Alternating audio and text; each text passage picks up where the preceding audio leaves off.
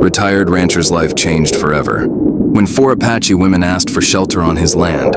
For 15 long years, Samuel Granger had lived alone on the dusty edge of Arizona's endless plains. His ranch, Whispering Mesa, stood as a relic of an older world.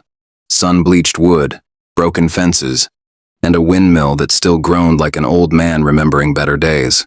Once this land had been full of life. Horses thundered across the corral, laughter echoed from the porch, and the smell of fresh bread drifted from the kitchen where his wife, Clara, used to hum while cooking, but time had stripped it all away. A fever took Clara, then smallpox took his boy.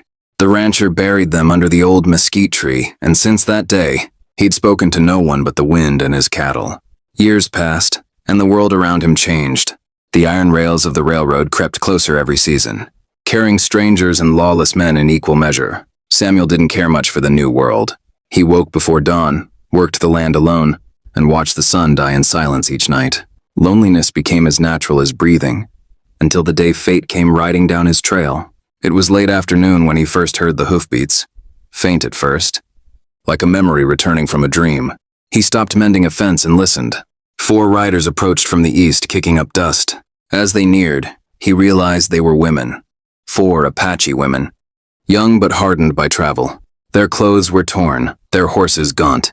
He reached for his Winchester rifle instinctively, the old habits of the frontier never truly dying. The women dismounted, their faces cautious but desperate. One of them, the tallest and calmest, stepped forward and raised her hand. "We seek shelter," she said in steady English. "We mean no harm." Samuel's grip tightened on the rifle. Memories of raids and loss burned behind his eyes. He had seen the worst of both white men and native tribes, and trust came hard. But when he looked at them, their eyes hollow with exhaustion, their lips cracked from thirst, something inside him softened. "Leave your weapons by the fence," he said finally. "You can come in." They obeyed without question. Inside the cabin, the air was thick with the smell of wood smoke and coffee. Samuel poured tin cups for them, and they drank greedily, grateful for the warmth. He handed out what food he had left, beans, bread, and a bit of jerky. They ate in silence, too tired to speak. It had been years since another soul had sat at his table. When the firelight flickered against their faces, Samuel saw not enemies, but people, young women who had lost everything, just as he had. When night fell, and the wind howled through the cracks of the cabin, Samuel asked where they'd come from. The eldest, her name was Nayeli, spoke quietly. Their small Apache settlement had been raided by outlaws disguised as soldiers. The men were killed or taken, and the women fled into the desert. They'd been hunted for 3 days, their tracks followed by the same men who destroyed their home. Samuel listened without interrupting, his expression unreadable.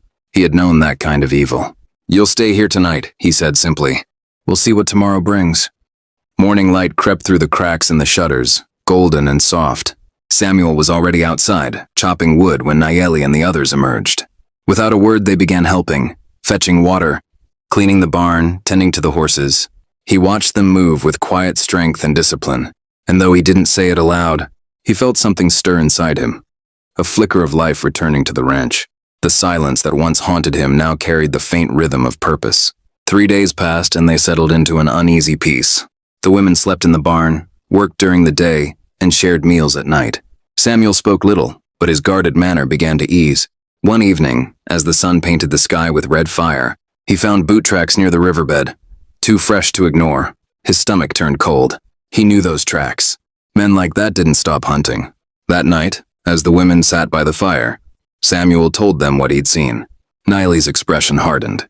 "They won't stop," she said. "They'll come here." Samuel nodded. "Then we'll be ready." The women took positions as he directed, fortifying the cabin and gathering ammunition. The rancher cleaned his Winchester, his movements slow but certain, while the women prepared knives and loaded revolvers left behind by bandits long ago. As night fell, the desert grew still, too still. Then came the distant echo of laughter and spurs. 6 riders appeared under the moonlight, shadows of death against the horizon. Their leader, a tall man with a scar down his jaw, shouted, "Old man, hand over the girls, and we'll leave you breathing." Samuel didn't answer. He stood tall at the fence, the rifle steady in his weathered hands.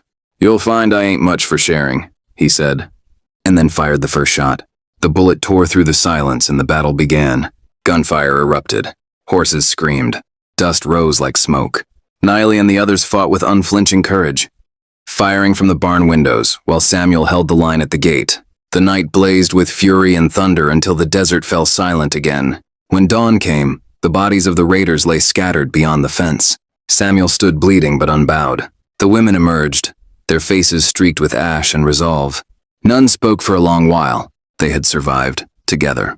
The ranch was quiet once more, but the silence carried something new. Life. Samuel sat on the porch with his arm bandaged, watching Nayeli and the others tend to the horses. The land looked different now. The same dry wind that once whispered of loss now carried the faint laughter of the women as they worked. When Nayeli came over to change his bandage, she said softly, "You didn't have to fight for us." Samuel gave a small smile. "Wasn't fighting for you," he said. "Was fighting for what's right." She studied him for a moment and then nodded. Words weren't needed beyond that. Days turned into weeks and the ranch began to heal. Fences were mended, the barn restored, and the faint rhythm of life returned to Whispering Mesa. Samuel taught the women how to mend saddles, shoe horses, and handle rifles with a marksman's patience. In return, they taught him how to track in silence, how to read the wind, and how to listen, truly listen, to the desert. The bond between them deepened, forged not in words but in work and shared loss. The youngest of them, Kiona, took to cooking, filling the cabin with smells Samuel hadn't known in years. Another Tala was a natural with the horses, calming even the wildest with a whisper. It was strange, Samuel thought, how the world could take everything from you and still find a way to give something back. He had buried his past beneath the dust, yet now, life had found him again in the most unexpected way. But peace in the West never lasted long. One afternoon, while checking the northern ridge, Samuel spotted smoke, not from a campfire, but a column rising black and steady. Trouble was coming again. He returned to the ranch with a heavy heart. Nayeli met his gaze. She didn't need words to understand. "We stand together," she said simply. He nodded. Together. They prepared quietly. Water barrels filled. Rifles loaded, horses hidden in the canyon. As the sun sank behind the hills, the dust cloud of approaching riders appeared. Maybe soldiers, maybe outlaws again. It didn't matter. They were ready. Samuel felt no fear this time, only purpose. The women took their positions behind the corral fence, their faces steady as stone. The old rancher stood beside them, rifle raised, his heart strangely calm. When the riders came into view, Samuel's voice carried across the plain. "This land's taken." The first shots rang out, and the desert erupted in fire once again.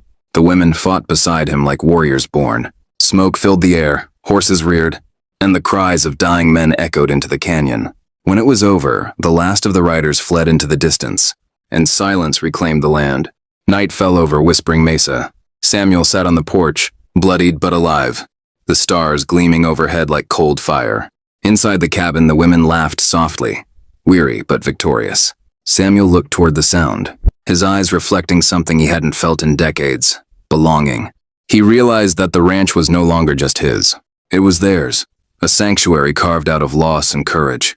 The world beyond might still be cruel, but within the wooden fences of Whispering Mesa, they had found peace, family, and the unspoken promise that no one would ever face the darkness alone again.